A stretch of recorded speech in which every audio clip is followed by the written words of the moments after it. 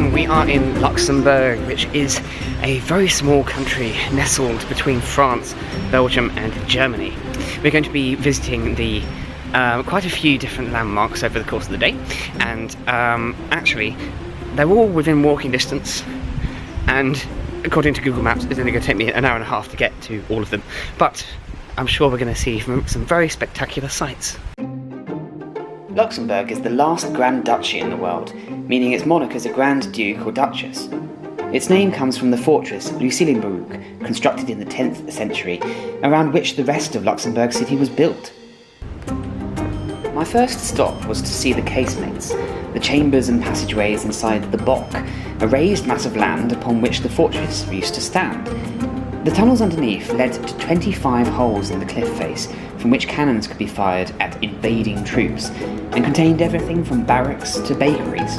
So I'm at the casemates, but unfortunately it's all closed until February. So we'll see what's down here. There's a random archway just sitting there, having a lovely time. Why was it there? I needed to find out, so I headed off down the cliffside. I think it'd be quite cool to climb this.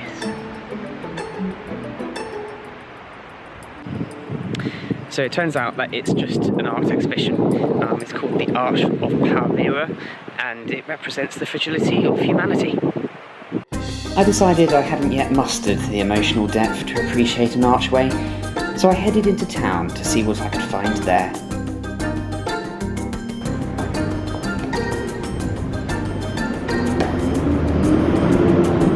Look at how beautiful this place is.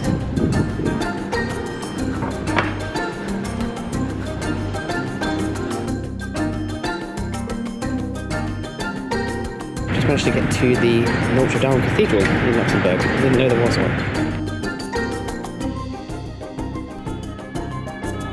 The bridge behind us is called the Adolf Bridge, and you can go underneath it.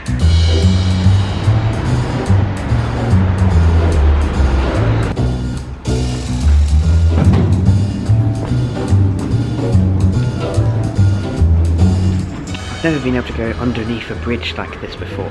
There's like a suspended walkway that goes directly underneath the carriageway containing the cars. The view could have been better, but it was January. I think whenever I retire, Luxembourg is definitely a contender, because it's so nice here.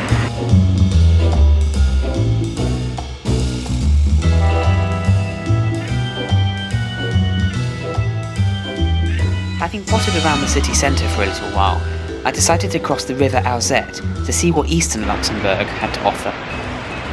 I found a strange sign. It's just a circle. Why is it here?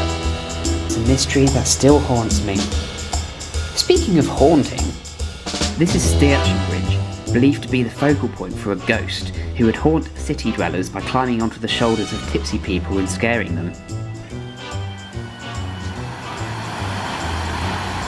So it's starting to get a bit windy now, but I've just made it up to the top of this hill to see das Fort Niedergrunwald, and that is it. Looks like a sunken swimming pool. The fort was actually a construction site for the fortress on the other side of the river. So after a good old long walk, I'm back at my hostel now. And that was the end of my time in Luxembourg. After a not particularly restful night, thanks to a rather enthusiastic snorer in my dorm, I set off for Germany in the direction of the town of Kaiserslautern. I first needed to get a bus to Saarbrücken and then a train to Kaiserslautern. But so it turns out that my train was cancelled, but fortunately I plucked up the courage and I went and asked about it, and fortunately I get money back. Yes! Okay, I finally managed to get to Kaiserslautern. Now I just have to go and find my hotel. And boy was I in for a surprise.